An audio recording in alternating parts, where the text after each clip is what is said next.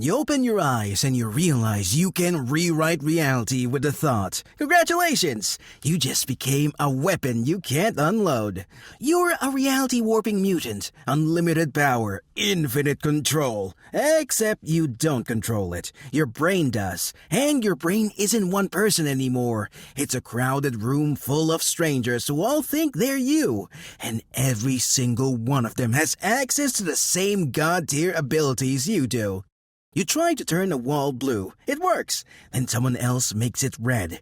Then it's not a wall. Then you're not in a room. You didn't even feel them take over. And that's when you hear it. Another voice inside your head, whispering your name like they own it. Your name is David Holler, and your mutation isn't a superpower. It's a fracture with a trigger. You were born with reality-warping abilities strong enough to scare gods. You were also born from a mind that splintered into pieces before you could walk. Dissociative identity disorder, except every personality you split into inherited the same infinite power. So you're not hearing voices, you're hearing pilots, and they all think it's their turn to fly. One of them teleports when startled. Another one sets things on fire just by looking too long. A third one collapses probability until the safest option becomes the deadliest. You don't choose who shows up. They do. And they don't knock first. You sit down to make breakfast. Toast. That's it. Halfway through buttering it, someone else takes the wheel. The toast becomes a bird. The kitchen floods. Your hands aren't yours. You blink and 10 minutes are gone. The bird is still on the counter, staring at you. You stare back. Your mouth tastes like feathers. This is your life now, losing time in your own skull. You can feel them. All of them, waiting in the space behind your eyes like a crowd pressed against glass. Some are quiet, some are howling, and they all think they are saving you. Here's the rule that guarantees your suffering.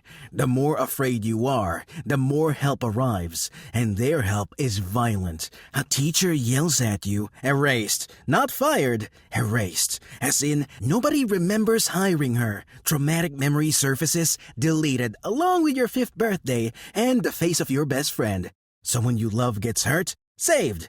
Except now they have a different name and they've never met you. You can't get angry, can't panic, can't feel anything too sharp because the second you do, someone decides to fix it with a blowtorch. Your father is Charles Xavier, the world's most powerful telepath, the man who taught a generation of mutants that they weren't monsters. His son is evidence he was wrong.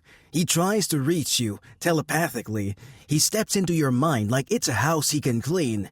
Except your mind isn't a house. It's a refugee camp in the middle of a civil war. He takes one step and 20 voices scream at him in languages he doesn't speak. Some beg for help. Some try to kill him. One calls him dad. Another calls him a liar.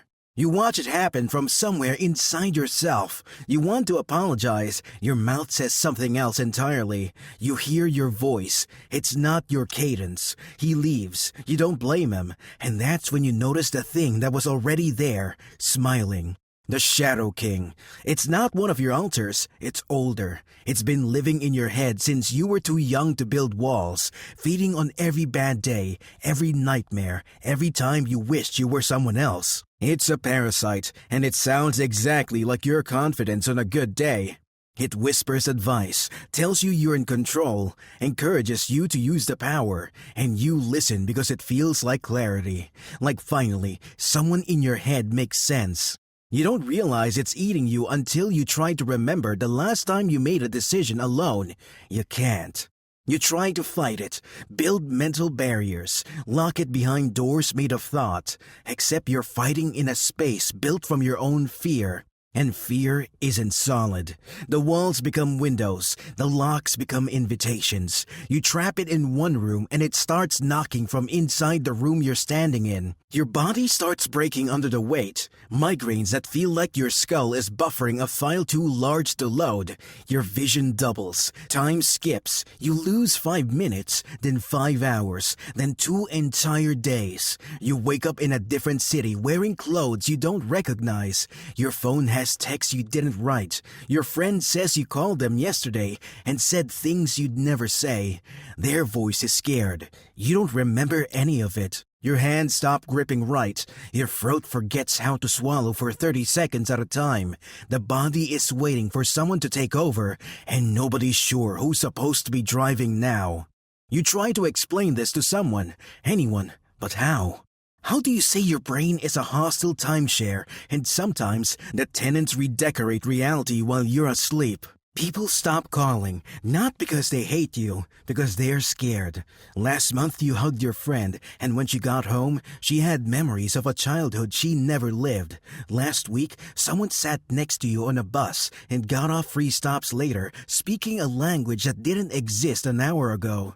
You have unlimited power. You could end suffering, cure the incurable, rewrite injustice out of existence. But you can't, because you're not one person. You're a committee, and every member has veto power and a different opinion on what mercy looks like.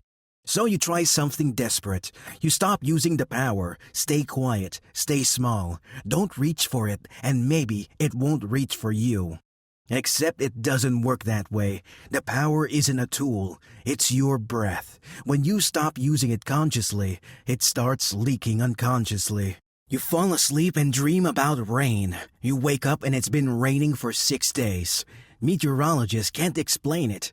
You have a nightmare and your apartment building forgets which floor you live on. You cry and the tears hit the ground wrong, like they're falling up. You stop sleeping. 3 days, 5, a week. Your eyelids buzz. Your thoughts taste like copper. And that's when the really bad part starts. Because exhaustion is stress, and stress brings help. You're standing in a place that doesn't exist. A hallway lined with doors. Each one has a name you don't recognize. Some are locked. Some are open. Some are breathing. This is your mind. Every door is a personality, a version of you that split off to survive something you couldn't handle alone. Some are children, some are soldiers. One of them is something you don't have a word for, and all of them are awake. You decide you're done negotiating. One clean rewrite, one final command. You're going to unify yourself by force. Pull every personality back into one shape. Burn out the excess. Become one person again. You reach for the power. All of it, every version of yourself. You compress them, drag them into the center, force them into a single form, and they fight back. Because you're not healing a wound, you're erasing people. They have memories, they have names, they have been protecting you since you were 6 years old and didn't understand why the lights keep going out, and now you're trying to kill them. The mind tears. Reality splits into 1,000 parallel seconds. You're standing, falling, screaming, silent, winning, dying. Then it stops. You're back. One body, one voice. The crowd is gone. The hallway is empty. You're alone. Finally, blessedly alone. You take a breath. Snap your fingers to test it. The wall turns blue. Stays blue. Perfect. Clean. Yours. And then you hear it, a voice, calm, patient, familiar, coming from inside. Good. Now it's my turn.